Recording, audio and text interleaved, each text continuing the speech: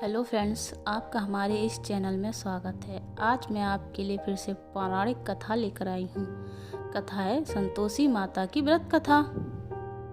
शुक्रवार के दिन माँ संतोषी का व्रत पूजन किया जाता है। इस पूजा के दौरान माता की आरती, पूजन तथा अंत में माता की कथा सुनी जाती है।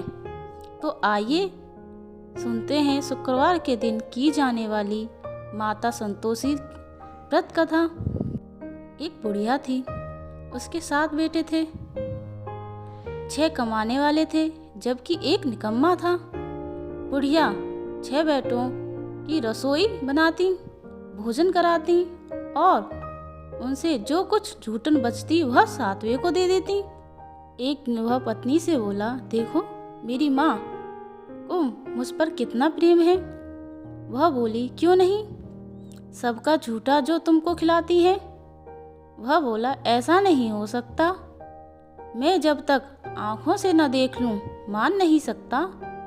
बहू हंसकर बोली, देखें लोगे तब तो मानोगे। कुछ दिन बाद त्योहार आया। घर में 7 प्रकार के भोजन और चूरमे के लड्डू बने। वह जांचने को सिर दुखने का बहाना कर पतला वस्त्र सिर पर ओढ़े रसोई घर में सो गया। वह कपड़े में से सब देखता रहा। 6 भाइयों भोजन करने आए।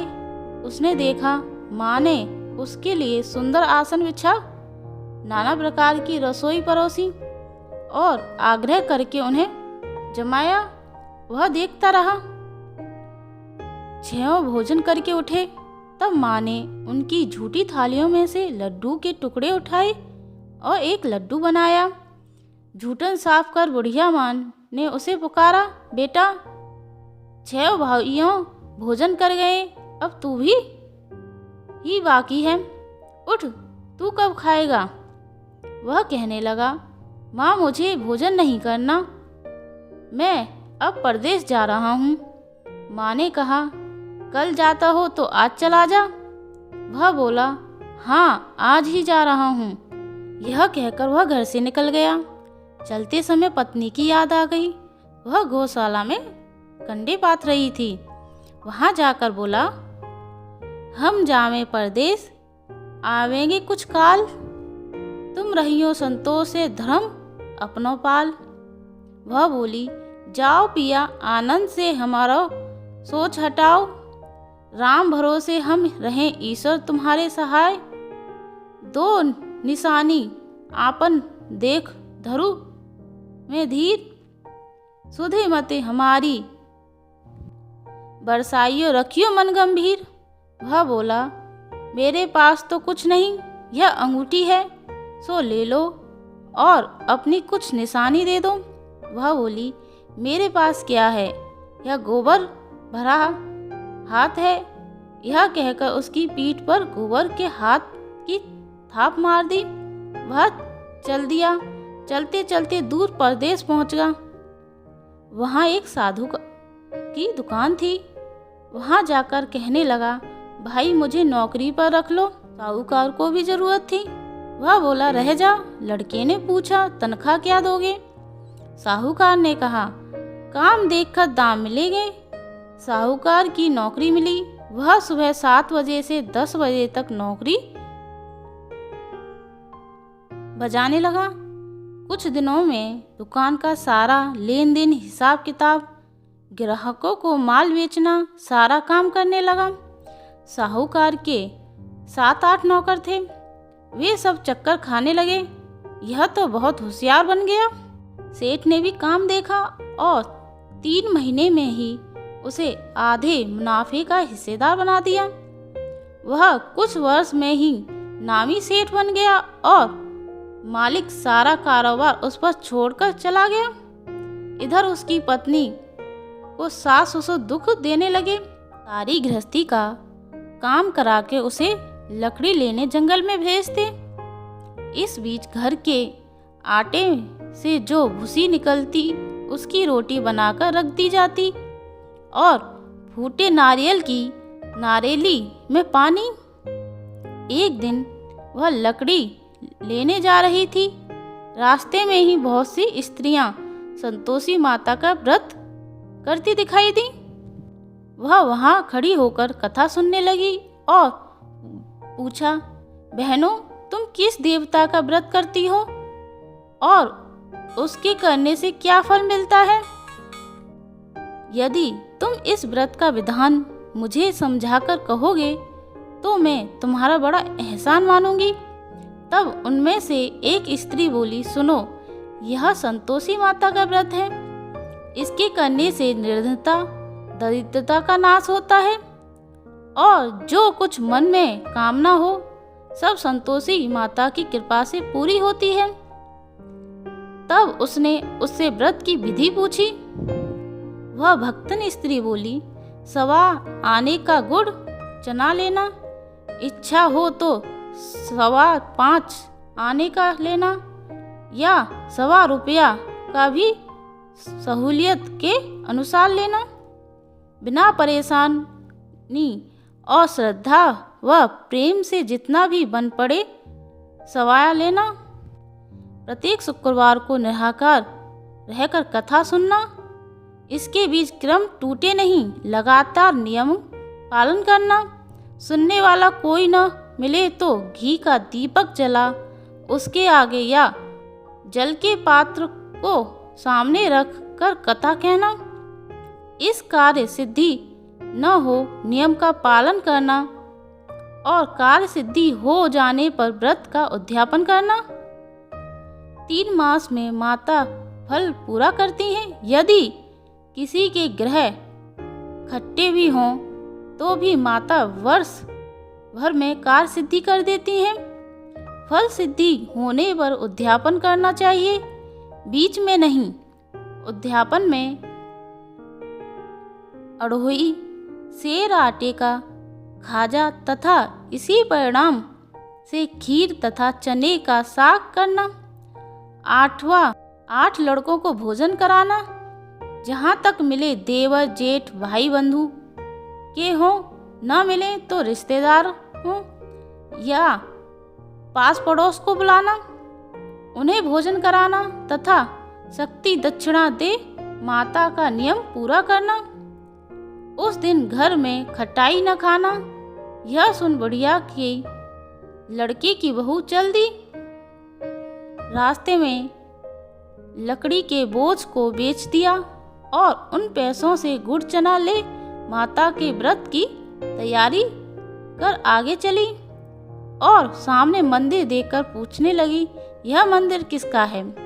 सब कहने लगे, संतोषी माता का मंदिर है। यह सुनकर माता के मंदिर में जाकर चरणों में लौटने लगी, दीन हो विनती करने लगी, माँ, मैं निपट अज्ञानी हूँ, व्रत के कुछ भी नियम नहीं जानती हूँ, मैं दुखी हूँ। हे माता जगत जननी, मेरा दुख दूर कर, मैं तेरी शरण में आई हूँ। माता को दया आई। एक शुक्रवार बीता कि दूसरे को उसके पति का पत्र आया और तीसरे शुक्रवार को उसका भेजा हुआ पैसा आ पहुँचा। यह देख जेठ जेठानी मुंह सिकोड़ने लगी, लड़की के ताने देने लगे। काकी के पास पत्र आने लगे, रुपया आने लगा। अब तो काकी खातिर बढ़ेगी। बेचारी सरलता से कहती, भैया कागज आवे, रुपया आवे, हम सब के लिए अच्छा है। ऐसा कहकर आंसू भरकर संतोषी माता के मंदिर में आ मातेश्वरी के चरणों में गिरकर रोने लगी। माँ, मैंने तुमसे पैसा कम मांगा, मुझे पैसे से क्या काम है? मुझे तो अपने सुहाग से काम है। मैं तो अपने स्वामी के दर्शन मांगती हूँ। तब माता ने प्रसन्न होकर कहा, जा बेटी, तेरा स्वामी आएगा। यह सुनकर खुशी से बावली होकर घर में जाकर काम करने लगी। जब संतोषी माँ विचार करने लगी, इस भोली पुत्री को मैंने कह दी तो दिया कि तेरा पति आएगा, लेकिन कैसे? वह तो इसे सपन में भी याद नहीं करता। उसे याद दिलाने का मुझे ही जाना पड़ेगा। इस तरह माता जी उस बुढ़िया के बेटे के पास जा स्वप्न में प्रकट हो कहने लगी, साहूकार के बेटे सो रहा है या जागता है? वह कहने लगा, माता सोता भी नहीं जागता भी नहीं हूँ, कहो क्या आज्ञा है? माँ कहने लगी, तेरे घर बार कुछ है कि नहीं? वह बोला, मेरे पास सब कुछ है, माँ बाप हैं, बहू है, क्या कमी है? माँ बोली, भोले पुत्र, तेरी बहू घोर कष्ट उठा रही है, तेरे माँ बाप उसे परेशानी दे रहे हैं, वह तेरे लिए तरस रही है, तू उसकी सुध ले। वह बोला, हाँ माता जी, यह तो मालूम है, परंतु जाऊं तो कैसे? परदेश की बात है, लेने देने का कोई हिसाब नहीं, कोई जाने का रास्ता नहीं आता, कैसे चला जाऊं? माँ कहने लगी, मेरी बात मान, सवेरे नहा धोकर संतोषी माता के नाम का घी का दीपक जला, दंडवत कर दुकान पर जा बैठ, जमा किया हुआ माल बिक जाएगा, सांझ होते होते धन का भारी ढेर लग जाएगा। अब बुढ़िया की बात मानकर वह नहा धोकर संतोषी माता को दंडवत घी का दीपक जला दुकान पर जा बैठा। थोड़ी देर में देने वाले रुपये लाने लगे, लेने वाले हिसाब लेने लगे। कोठे में भर सामान के खरीदार नगद दाम दे सौदा करने लगे। शाम तक धन का भारी ढेर लग गया।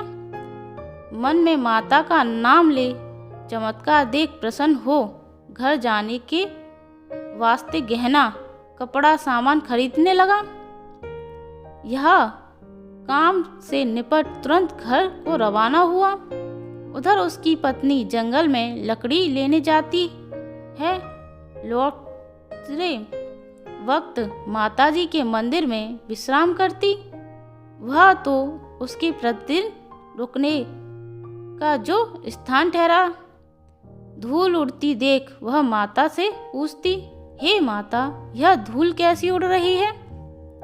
हे पुत्री, तेरा पति आ रहा है। अब तू ऐसा कर, लकड़ियों के 3 बोझ बना ले, एक नदी के किनारे रख और दूसरा मेरे मंदिर पर व तीसरा अपने सर पर।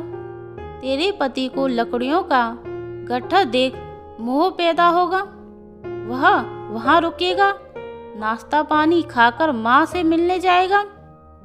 तब तू लकड़ियों का बोझ उठा कर जाने और चौक में गट्ठर डालकर जोर से आवाज लगाना, लो सासू जी लकड़ियों का गट्ठर लो, भूसी की रोटी दो, नारियल के कपड़े में पानी दो। आज मेहमान कौन आया है?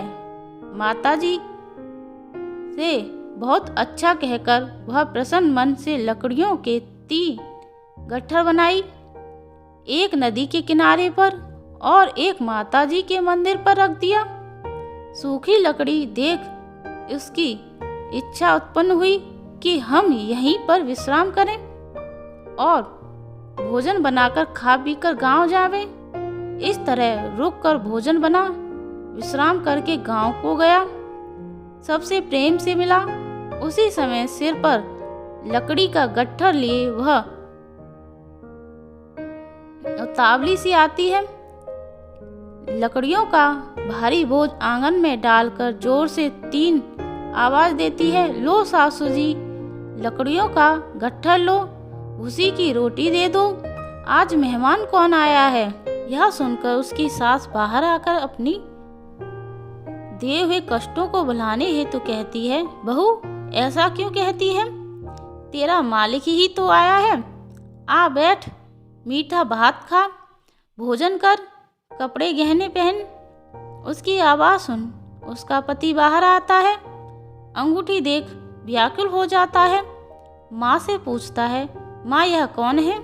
माँ बोली, बेटा यह तेरी बहू है, जब से तू गया है तब से सारे गांव में भटकती फिरती है, घर का काम काज कुछ करती नहीं, 4 पहर आकर खा जाती है। बोला, ठीक है माँ, मैंने इसे भी देखा और तुम्हें भी, अब दूसरे घर की ताली दे दो, उसमें रहूँगा।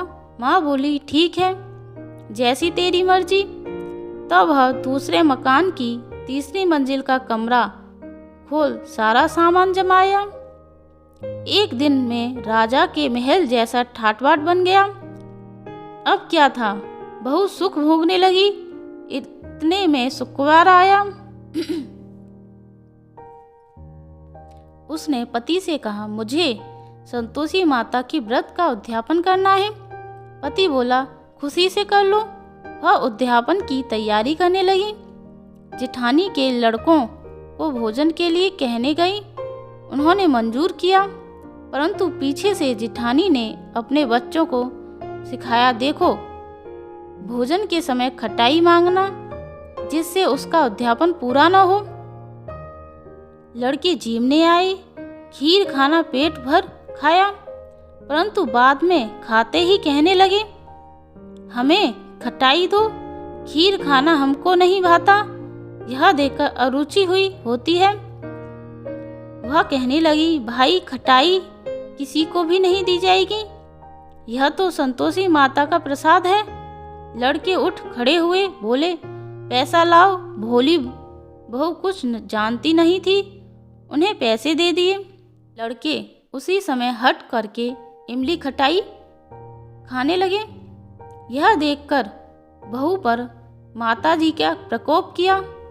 राजा के दूत उसके पति को पकड़कर ले गए।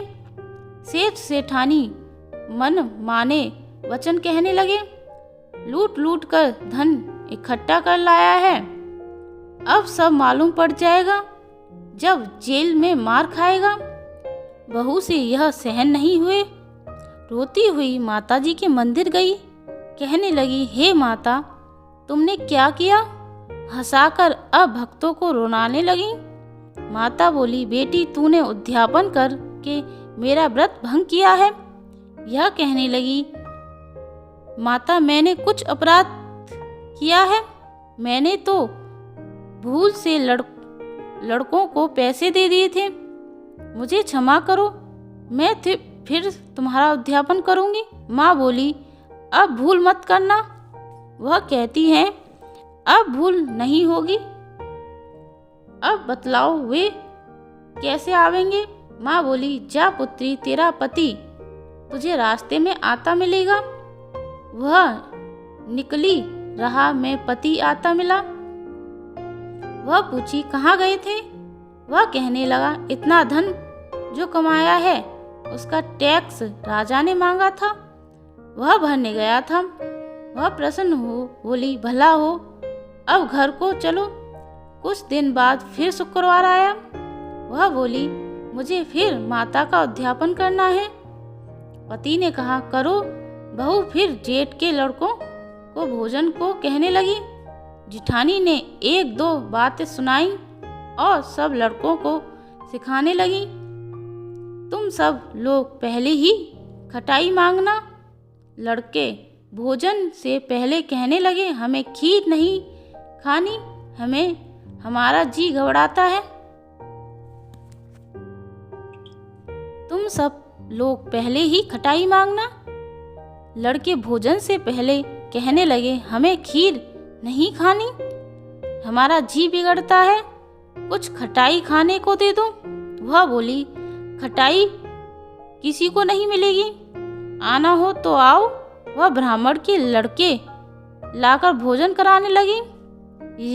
यथाशक्ति दक्षिणा की जगह एक एक फल उन्हें दिया। संतोषी माता प्रसन्न हुई। माता की कृपा होते ही 9वें मास में उसके चंद्रमा के समान सुंदर पुत्र प्राप्त हुआ। पुत्र को पाकर प्रतिदिन माता जी के मंदिर को जाने लगी। माँ ने सोचा, यह रोज आती है, आज क्यों ना इसके घर चलूं। यह विचार कर माता ने भयानक रूप बनाया। गुड़ चने से सना मुख, ऊपर सूर के समान होठ, उस पर मक्खियां भिन भिन कर रही थीं। दहेली पर पैर रखते ही उसकी सास चिल्लाई, देखो रे, कोई चुड़ैल डाकिन चली आ रही है। लड़कों ने उसे या नहीं तो किसी को खा जाएगी। लड़के भगाने लगे, चिल्लाकर खिड़की बंद करने लगे। बहू रोशनदान में से सब देख रही थी। प्रसन्नता से पगली बन चिल्लाने लगी, आज मेरी माताजी मेरे घर आई हैं। वह बच्चे को दूध पीने से हटाती है। इतने में सास का क्रोध फट पड़ा। वह बोली, क्या उतावली हुई, बच्चे को पटक दिया।